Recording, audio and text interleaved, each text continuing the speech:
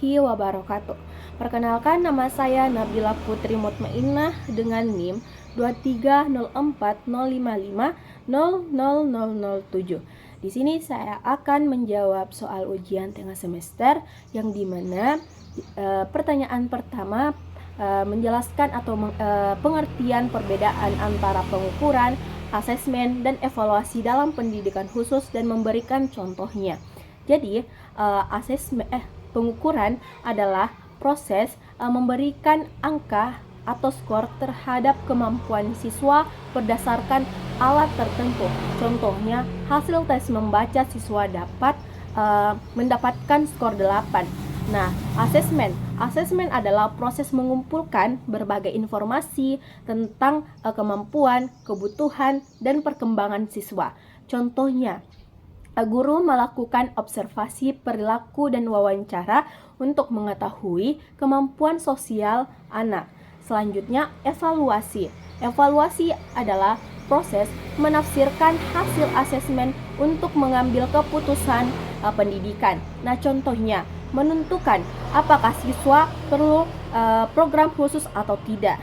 Nomor 2, jelaskan pengembangan alat ukur dalam pendidikan khusus dan pentingnya dalam layanan pendidikan khusus bagi anak berkebutuhan khusus dan pentingnya mata kuliah ini bagi calon guru pendidikan khusus. Nah, pengembangan alat ukur adalah proses merancang dan menyusun instrumen penilaian dalam bentuk teks atau non-teks yang disesuaikan dengan karakteristik anak berkebutuhan khusus. Nah, pentingnya dalam layanan anak berkebutuhan khusus yaitu agar guru dapat mengetahui kemampuan, hambatan, dan kebutuhan anak secara tepat sehingga layanan pendidikan ini bisa diberikan secara sesuai dan efektif. Nah, pentingnya bagi calon guru dalam mata kuliah ini yaitu membekali kemampuan dalam membuat, menggunakan, dan mengevaluasi alat ukur sehingga penilaian yang dilakukan lebih profesional dan tepat sasaran.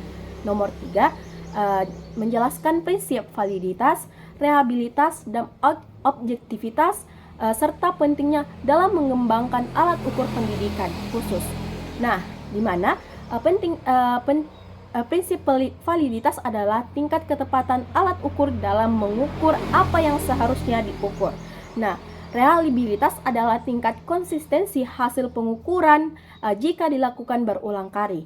Objektivitas adalah penilaian yang bebas dari pengaruh objektivitas penilaian. Nah, ketiga prinsip ini sangat penting agar alat ukur menghasilkan data yang akurat, konsistensi, dan dapat dipercaya, sehingga keputusan pendidikan yang diambil tidak salah. Nomor 4, seorang guru akan mengembangkan instrumen untuk mengukur aspek sosial pada anak autis. Nah, analisisnya, karakteristik anak, aspek yang diukur, serta membuat contoh. Nah, jawabannya, karakteristik anak autis, di mana kesulitan dalam berinteraksi sosial, komunikasi terbatas, dan cenderung kurang merespon lingkungan sosial. Yang kedua, aspek yang diukur, di mana kemampuan interaksi sosial dan respon terhadap orang lain. Yang ketiga, contoh indikatornya. Yang pertama, apakah anak mampu menatap lawan bicara saat diajak berkomunikasi. Yang kedua, apakah anak merespon ketika namanya dipanggil?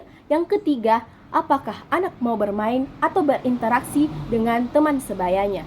Nomor 5, setelah uji coba instrumen yang telah dibuat, ditemukan beberapa butir tidak dipahami peserta didik, yang dimana analisis penyebab, dampak, dan solusi yang diperbaikinya. Nah, jawabannya penyebabnya yaitu bahasa yang digunakan terlalu sulit, kalimat tidak jelas, atau tidak sesuai dengan perkembangan anak. Dampak yang didapat, siswa salah paham pertanyaan sehingga jawaban tidak mencerminkan kemampuan sebenarnya. Nah, akibatnya hasil menjadi tidak valid. Nah, solusi yang kita ambil yaitu memperbaiki bahasa menjadi lebih sederhana, baik digunakan kalimat yang jelas, menyesuaikan dengan karakteristik anak, serta melakukan uji coba ulang agar instrumen lebih efektif dan valid. Terima kasih, itu jawaban dari saya. Wassalamualaikum warahmatullahi wabarakatuh.